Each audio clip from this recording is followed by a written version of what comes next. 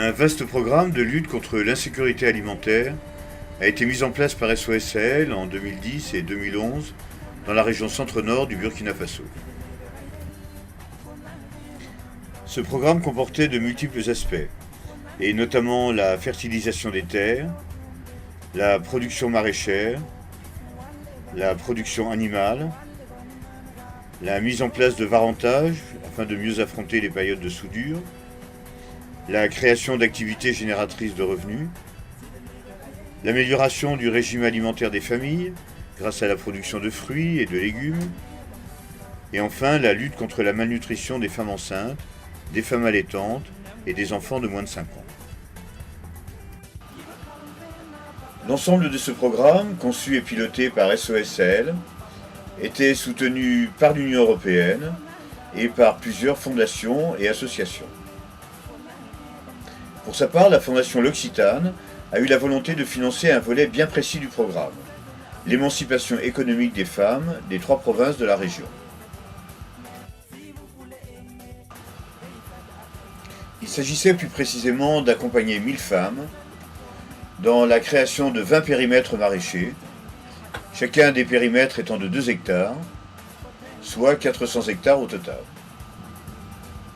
Ces femmes, à la fin du programme, devaient être totalement autonomes, aussi bien au plan de la production qu'au plan de la gestion.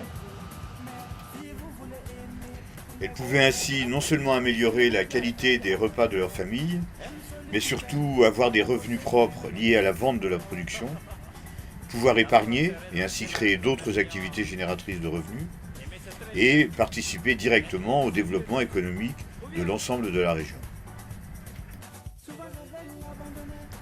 En novembre 2011, une délégation de SOS Sahel venait, au nom de la Fondation L'Occitane, rencontrer le comité de gestion du périmètre maraîcher de Kupela-Badinogo, dans la province du Samba-Tanga.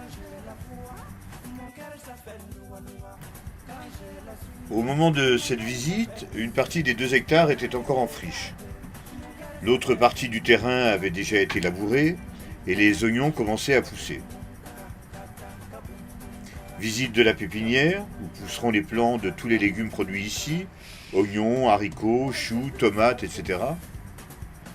Et rencontre avec l'ancien propriétaire du terrain, qui en a fait don au groupement de femmes de Kupela-Badinogo. Mise en route de la pompe qui va permettre d'irriguer tout le terrain. Pour les 20 périmètres maraîchers, 34 mécaniciennes ont été formées à l'utilisation et à l'entretien des motopompes installées sur chacun des sites.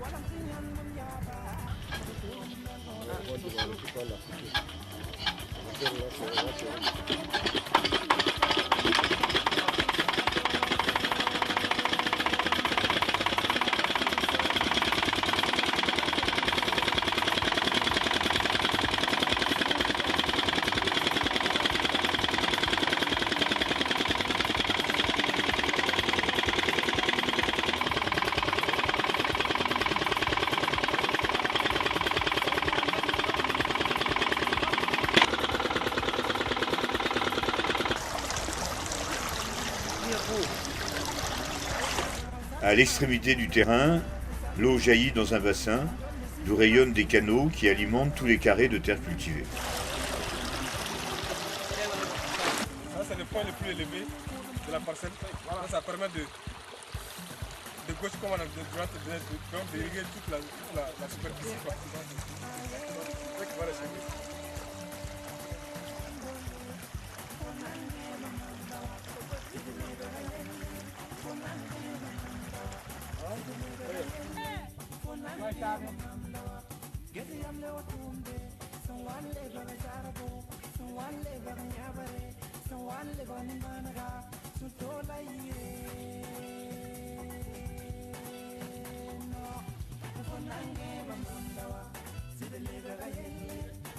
Dernier temps de la visite, une discussion entre les responsables de SOSL en France et au Burkina Faso et le comité de gestion du périmètre maraîcher.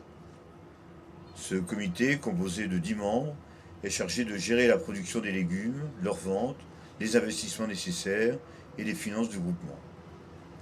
L'objectif est que le projet soit viable, à moyen et long terme, lorsque l'appui stratégique de SOSL et de la Fondation d'Occitane prendra fin.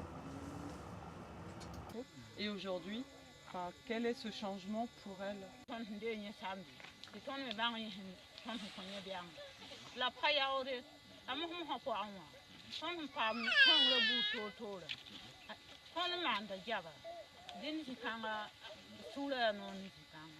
Ce qui a été sorti ici comme production, elles ont le loisir de vendre ça à un prix quand même assez compétitif par rapport à l'acheteur. Si tel acheteur est plus compétitif que l'autre, ils vendent pour avoir en tout cas un prix intéressant.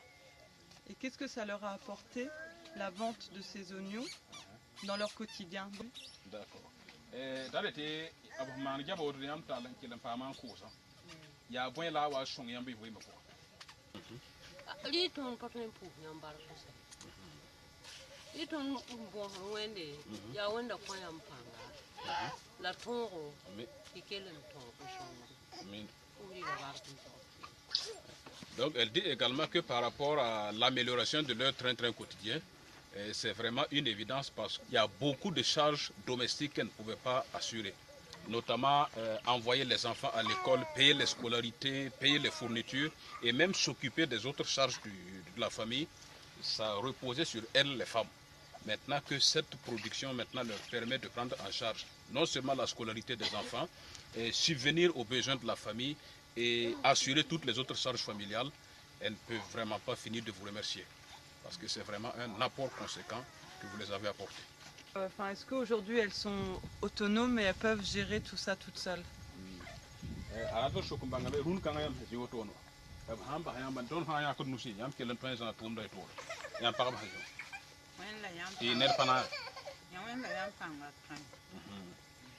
Dès que bon, grâce à l'appui qu'elles ont reçu, elles sont capables, elles sont autonomes de gérer l'activité à elles seules, sans intervention extérieure.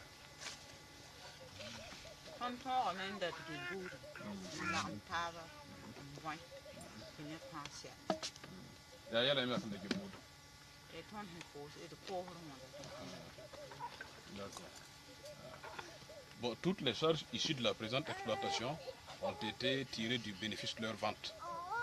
La campagne passée. Elles ont puisé là-bas non seulement pour les semences, et pour le carburant et également les autres choses qui ont été prises en compte dans l'exploitation.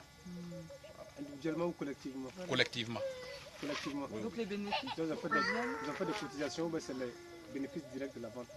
Ou ils ont fait des cotisations après? Rata sukumbanga be yam loba tab ligid bi be yam hakela man keso wani ngala mi yakbe na nda. Yam compte pour. Bon, elles disent qu'elles n'ont pas fait de cotisation puisqu'elles ont leur compte à elles. Et c'est dans ce compte qu'elles ont puisé pour payer les semences, pour payer le carburant et faire l'exploitation. Est-ce que ça vous a combien dans le compte actuellement? Run kanga yam faisons yam mi ligid ni qui était en compte. Run kanga. Attends, on a.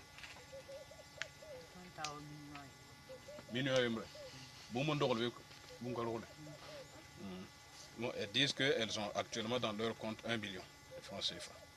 Elles ajoutent aussi un autre élément, que bon, cette année, avec la mauvaise pluviométrie, c'est vraiment l'exploitation de l'oignon qui permet d'entraîner les familles.